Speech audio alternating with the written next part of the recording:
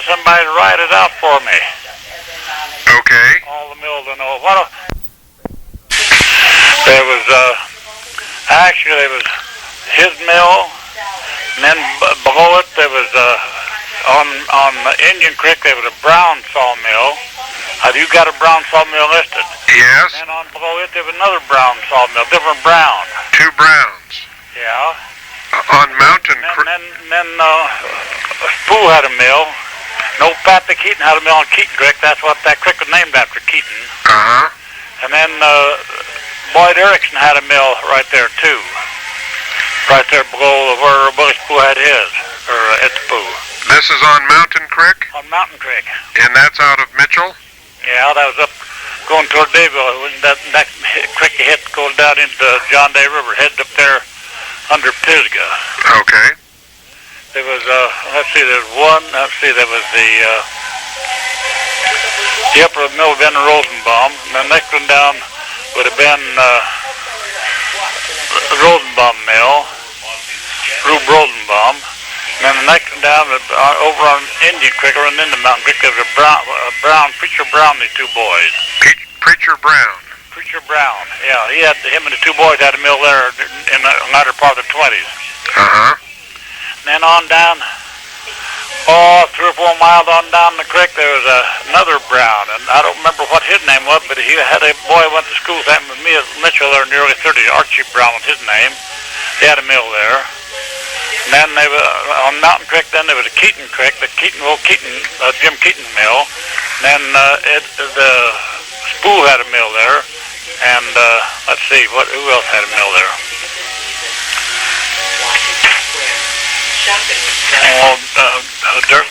Durkin had a mill. Well, I can name them all. Durkin. Did you ever get Boyd Erickson's mill? Erickson. I've got the name Erickson. What was the first name? Boyd Erickson. He had his mill right between where Ed Spool had his mill and the Hudson started mill there at Camp Watson, you know. You got that down, haven't you? Camp Watson mill? Yes. Let me back up to Durgan a minute. What was his first name? Oh, you got down Mike or something. Mark Durgan. His mill was up on the Plana, though. So there were two Durgans. Is that right? No, the one I know of is Mark. Okay. He was in partners with Walt Lister. Yes. And Walt Lidstrom. Uh-huh. Mid-State Lumber Company. Yes. I logged into them. Uh-huh. And then that mill over at on Mountain Creek belonged to old Rube Rosenbaum. I logged into him with horses. Oh. Old Mac Nichols and I sat on the lower end of Mac Nichols' place, on what they call the Folsom place, above the Audubon place, and we logged into him in the wintertime on a sled, cross Audubon on a sled, and then summertime on a set of wheels. Uh-huh. High wheels? Yeah, not the real high one, just lower wheel, then you cross haul them onto them. Yeah. I see. Yeah, I cut logs for Hudbeth up there at Camp Watson at a crosscut, and I cut for Rube Rosenbaum's mill. You worked for a lot of different people. Oh, I worked for a lot of people. That's all I've ever done, working in the woods, you know. Uh-huh. Do you remember Loretta Slapikis came and interviewed you? Who's that? The young woman? Yeah, right. Oh, well, that was for the same project. Yeah. So I have all of that. How would it be if I'd send you an updated list, and do then... that. And then now there's some mills over north of town that I imagine Bud could give you more. The old Ludwig mill, and then there was a mill on Pine Creek, and I don't know whether Ludwig owned that or not, over here by Stevenson Mountain. Never heard of those. Yeah, there were two of them over there.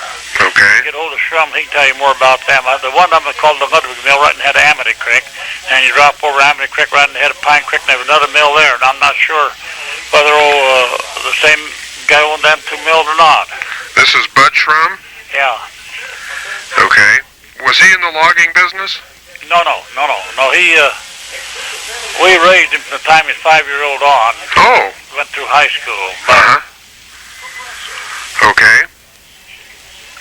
But I sure know a lot about the mill because I logged into a lot of them. Then course, AY had mills sitting all over. They used to log in tree length over on Willow Creek and Ally Creek. We cut logs for them tree length. You just fall them and name them and buck the top out, and I took them in the mill and bucked them up. They used arches to bring them in on, them metal arches, you know. Was there a sawmill? About 38, 39 along there. Was there a sawmill called Willow Creek Sawmill? Yeah, well, I don't know if they called it Willow Creek Sawmill or not. The Blackwell had a mill over there, you know. Yes. Kenny Blackwell. He was on this, drained into Willow Creek.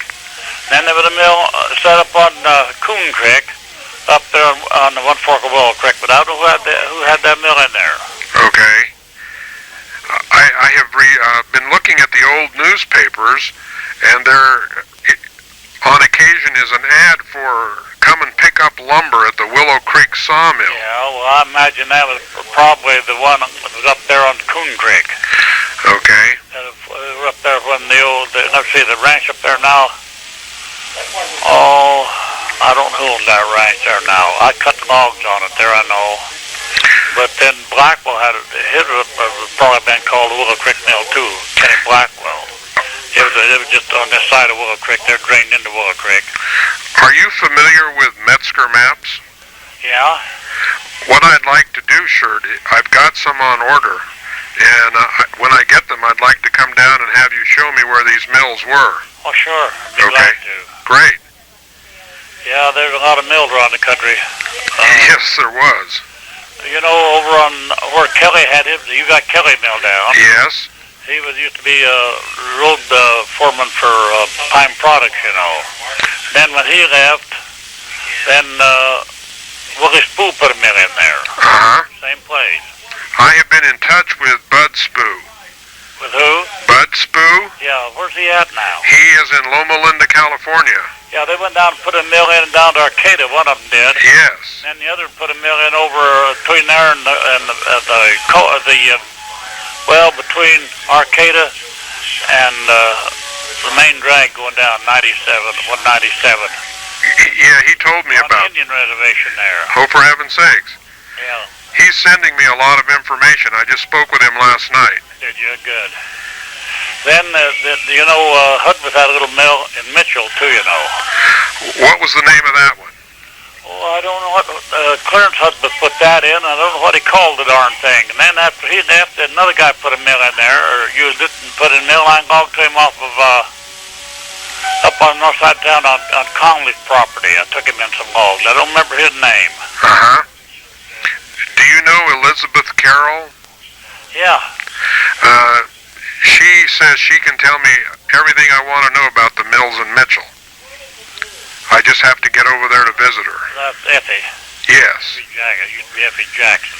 Yes. Yeah. Her brother had the mill up there on Mountain Creek, you know.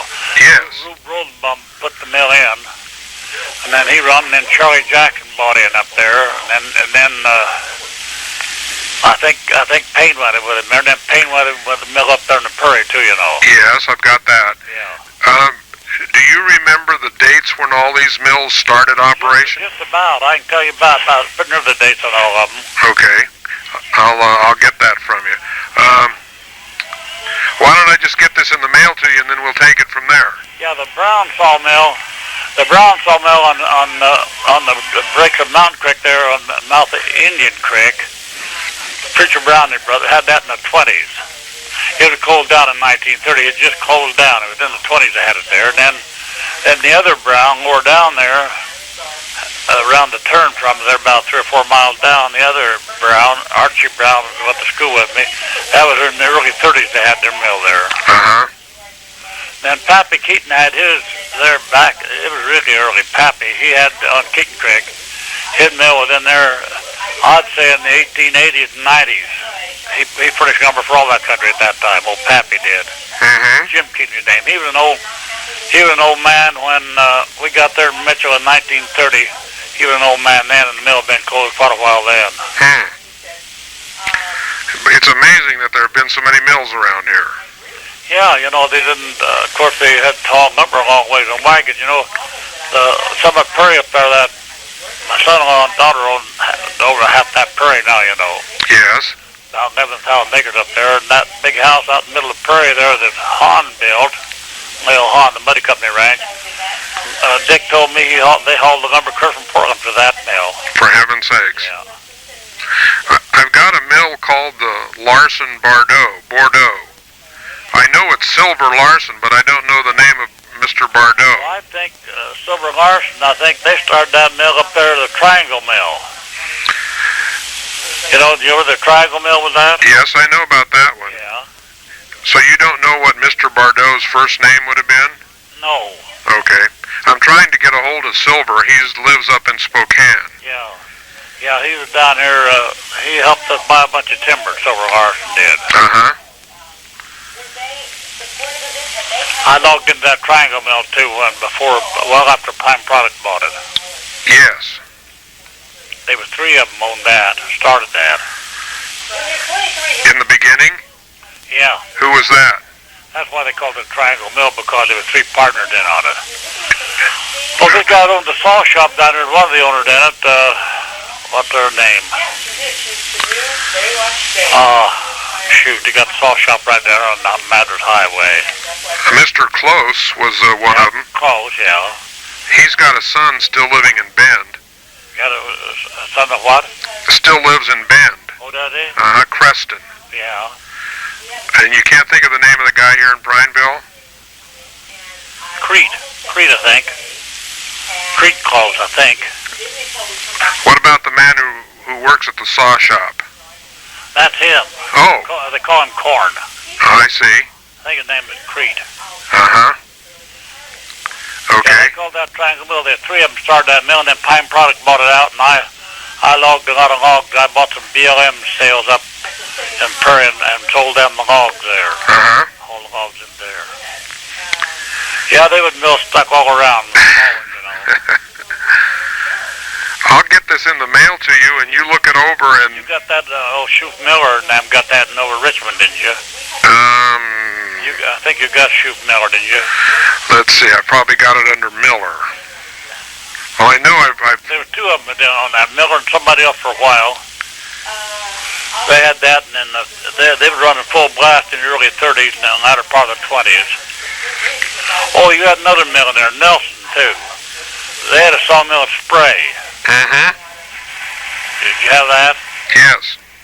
And then the guy that got the mill over at, where's it at now? He put a mill in there. Hudbeth had a mill at Spray, too, and then, let's go put one in there. He had they cut dead logs in it. I'll think of his name. He put a mill in over way the other side of the mill there at Fossil. Put a mill in over there then. I hauled logs into him. I logged up in all these mills at one time or other. Wow. That was Mark Durgan up there at Polina. You got Mike Durgan or something? Yes, I'm going to change the name. Mark. Uh-huh. Mark Durgan. At Polina. Okay. Mark Durgan, yeah. Mark Durgan and Dick McCrae and Bob Lister had that mill. Uh-huh. Into them. Then Midstate bought out. That was Walt Lidstrom and High Mercereau and Junior Daggett. They bought that mill. They was Midstate Lumber Company. Now Midstate Lumber had a sawmill and a planer both? Yeah, they had the big planer mill right across from Yawkees up there. Uh-huh. And then they put a mill in over on Pine Creek, below the third Fossil there, between there and Clarno, you know. They put a mill in over there too. Huh. Midstate did. Gee, I don't have much information on Midstate. Yeah. Well, Walt, he passed away. He was one of the best friends I ever had. He was a rockhound too, you know. Huh. And I sold him logs when they had the mill up Polina. Does he have any children that are around here? Well, yeah, he had a boy, John, they made my boy, and he died with a heart attack down in, I don't think, he got one daughter, Kathy, that married Brandis, what was them people that got the drugstore at Bend? I don't know. Well, Brandis Thriftwise, Brandis, I think. She married Brandis. Kathy did, and then Margot, I don't think, she hadn't got married yet as far as I know. And then the other gal married some guy up in Seattle. There were 3 girls and a boy in that family. Uh-huh. They would dig rock with me all the time. Huh. Has the rock hunting business kind of slowed down? Yeah, it is. It's real poor. It hasn't been good. I'll tell you, all the old rock hounds have died off, and they're not starting making any new ones. The young people don't take time to take interest in rock, you know. Mm-hmm. Used to be, we had real good to hear from people, especially from Canada, you know. Yes. Oh, we get rock hounds from every country in the world here during the summer. But they're not big buyers. We get them from Japan and Hawaii and New Zealand and Australia and Germany and Finland and France, Italy, all them countries. We have rock hounds here. Wow. Well, let me work on this list, Shirt, and I'll get it sent out to you. Yeah, I can help you a lot, I know. Okay. I appreciate it. Then there was some... Oh, yeah, there was somebody down here at the Historical Society. They come up there and asked me if I knew about these mines up in the prairie. You know, the Sunbar mines. Yes. We started that. We worked there in 1930 at them mines when they first started them. Uh-huh. We come up here and we moved to the valley for a while and then come back here in 1930. I was born over at Mitchell. Moved and left there in 1919. And then went down the coast and back out the valley and come back in 1929. Or actually, it was 29. And then we stopped up here. Bert Tollett had a service station up here on the Ochocos. And we knew Bert because he'd worked for my granddad years ago. My granddad used to own that big ranch, the Dollar Hide Ranch over at Mitchell. My granddad owned that. He bought that in 1907. Uh-huh. Anyway, he told us a new mine opened up there, but 2 guys named Sailor and Paulson opened up a cinnabar mine and went up there, and the whole family went to work up there. Wow. My mother went to cooking, I went to flunking. I was 15 then. And my brother went to work in the mine, and my dad went to carpenter. We all worked there. That was right, they hit the Depression then, you know, and we're getting $16.50 a day for all of us in our board. Gee. That's top wages then. How many people lived up there? About 30 when they go in full blast. Now that was the upper mine, that no buildings left there, you know. Uh-huh. You look under the road there, you can see some of the old cook shack all fell down and things there. And then the lower mine, the Blue Ridge where the bunkhouse is there, I worked there too. I worked there 2 winters there at that mine. I cut 500 cord of wood for 'em one summer, and then I worked in a tunnel in the shaft all winter. You've been around. I walked out there one time. Me and a guy from Mitchell walked out there in 4 feet of snow out there in February. I come out for my birthday. Wow. I'll give it a Mitchell then. Huh. Was Mitchell bigger in those days than it is now? Just about the same. It's never changed much as far as I know. Huh. Always been just about the same. I went through high school there. I started high school there in 1930 and then didn't have the money, so laid out 2 years, 3 years, then I started back there in 1933. Then took high school in 3 years. The guy I went to school with over there, Jim Howden, who I went to see yesterday over Bend. Him and I went to school together over there.